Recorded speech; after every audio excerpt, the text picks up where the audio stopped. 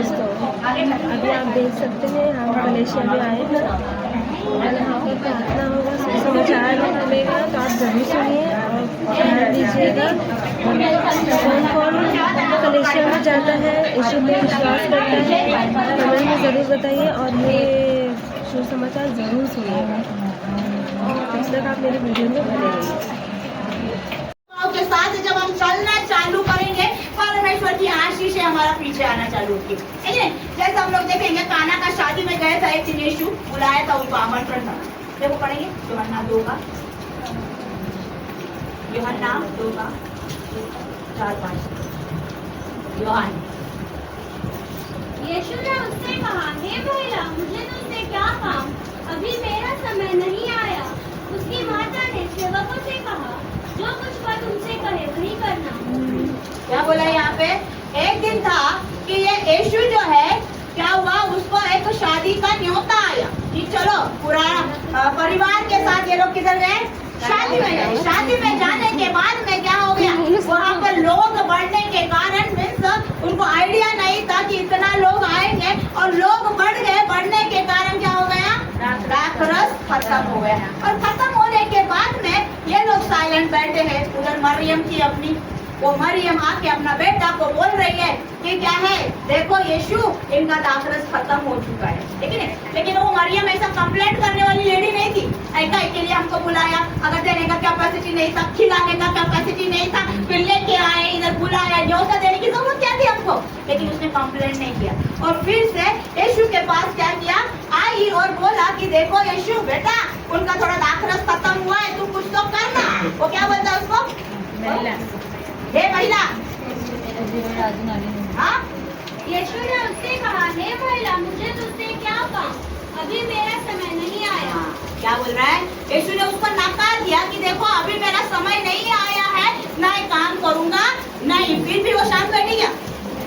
मरियम शांत नहीं बैठी। वो बोली, उसका चेलों को बोलती है, देखो ये जो बोल रहा है वैसे ही तुम करो। इतना विश्वास हो रहा है, हमारा परमेश्वर नहीं भी बोला तो वो करके देने वाला वो परमेश्वर है। इतना याद रखने का, वो कितना भी ऐसा बोलेगा, नहीं नहीं अभी तू सही नहीं है, मैं नहीं करूंगा, लेकिन वो करके दिया, है कि नहीं। हमारा जीवन में ऐसा आता है, उदासी का समय आता है, लेकिन विश्वास तब भी रखने का, नहीं दिख रहा है तो भी जहाँ पर नहीं है वहीं पर है कहने वाला वो जिंदा परमेश्वर है। ये पूरी सृष्टि जो बनाया है कुछ भी नहीं था, फिर भी परमेश्वर बोला है, जैसा वो बोला है हुआ। उसी तरह से उसका जीवन में क्या हुआ, इन्होंने जैसे बोला और किया। बाद में यीशु ने क्या किया? बाद में वो दाखरस क्या किया? यीशु ने बनाया। जहाँ पर वो मरियम को उसने बोला मैं नहीं करूंगा, लेकिन फिर भी किया। उसी तरह से हमारा जीवन में एक नम्र होकर चलना जरूरी है। कितना भी तकलीफ आएगा, कितना भी प्रॉब्लम आएगा, यीशु तू ही कर सकता है।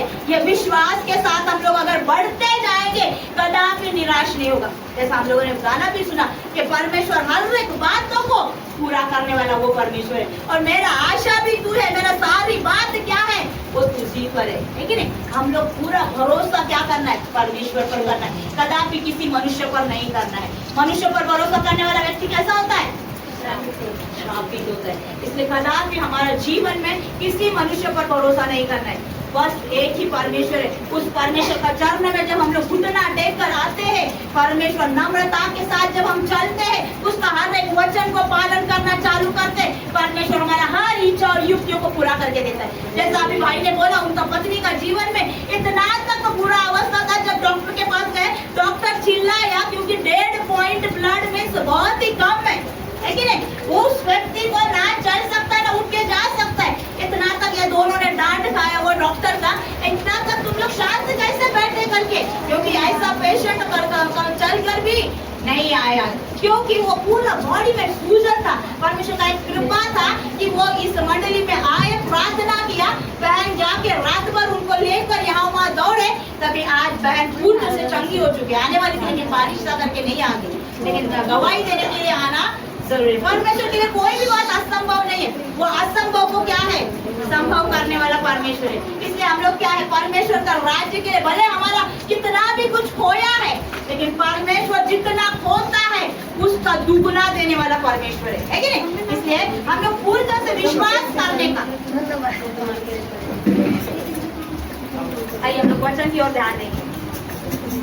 जब पूरी तरह से हम लोग विश्वास करते हैं, आयुब का जैसा हमारा जीवन में क्या करेगा, परमेश्वर आशीष करना चालू करेगा, है ना। क्योंकि वचन कहता है तुम हल पर हाथ रखकर पीछे मुड़कर नहीं देखना।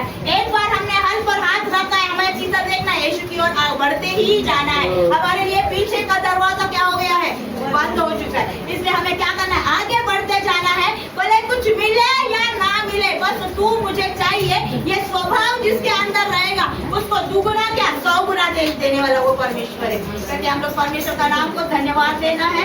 और विशेष करके जिस बहन के लिए मैं बोली थी वो बहन आ गई।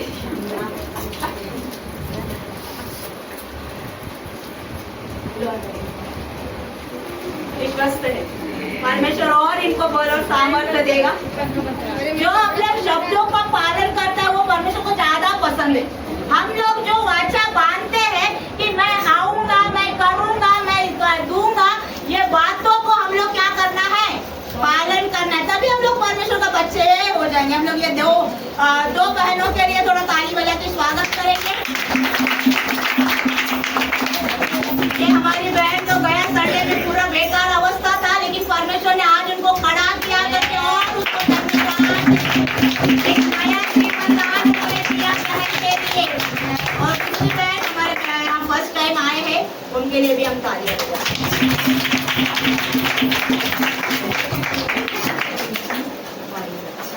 हम लोग प्रार्थना करके खड़े हो जाएं।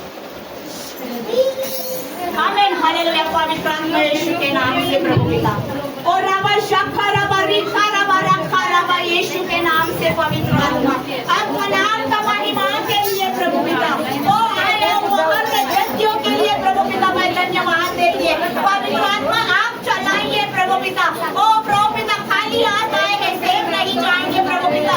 पवित्र आत्मा आपका नाम का महिमा के लिए प्रभु पिता, और रबा रिखा रबा रखा रबा रिखा रबा यीशु के नाम से प्रभु पिता, और परम से मैं तेरे जीवन में काम करता हूँ कि नहीं, और अपने वायदे को प्रभु पिता और पूरा करने वाला परमेश्वर हमारे मध्य मौजूद है।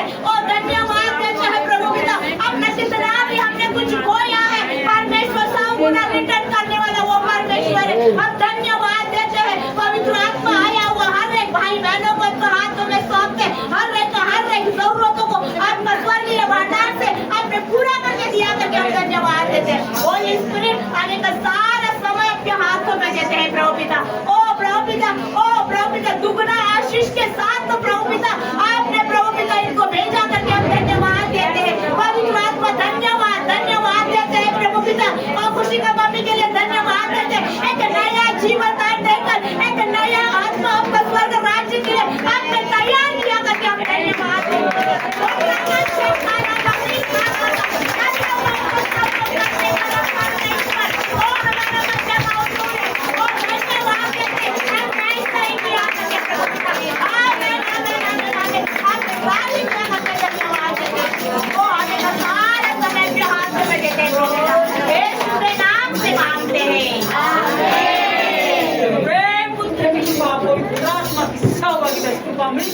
हर एक परिवार के साथ हमेशा हमेशा आमीन।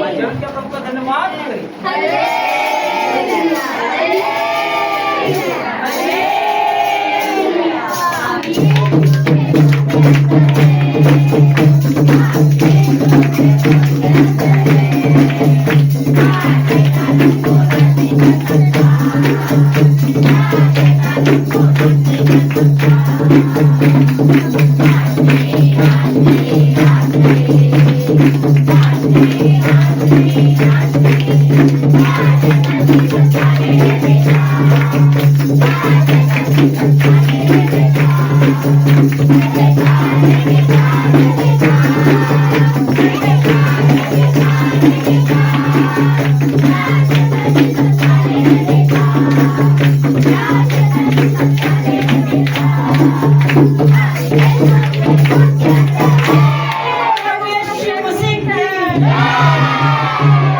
अभी